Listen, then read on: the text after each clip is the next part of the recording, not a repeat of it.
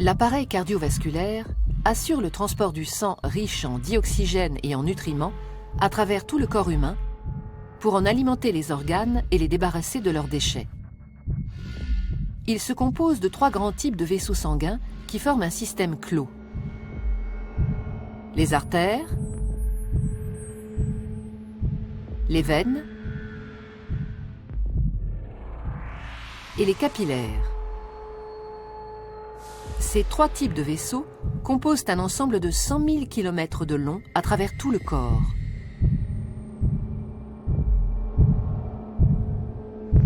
Une artère transporte le sang du cœur vers les organes. Les veines, à l'inverse, le transportent des organes vers le cœur. L'artère est donc un vaisseau partant du cœur. La veine, un vaisseau arrivant au cœur.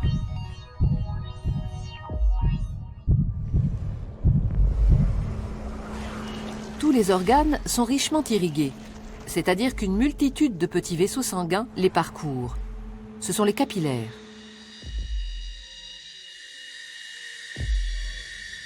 Les capillaires relient entre elles artères et veines dans les organes. C'est donc au niveau de ces vaisseaux très fins que les échanges se font entre le sang qui apporte nutriments et dioxygène et les organes qui se débarrassent du dioxyde de carbone et des autres déchets. Plus un organe est actif, plus l'apport de sang et les échanges sont importants. Les échanges ne sont possibles que parce que le sang circule en permanence dans les vaisseaux en sens unique. Il est mis en mouvement par le cœur qui fonctionne comme une pompe. Ce moteur de la circulation sanguine est un muscle creux et cloisonné.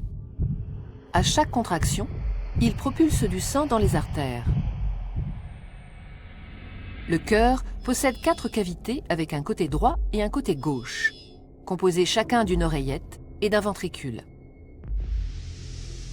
Le côté droit reçoit le sang pauvre en dioxygène.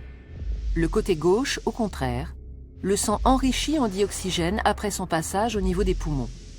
Chaque contraction le propulse dans les artères. Au cours d'un battement normal du cœur, le sang pauvre en dioxygène, renvoyé par les organes, pénètre dans l'oreillette droite par la veine cave.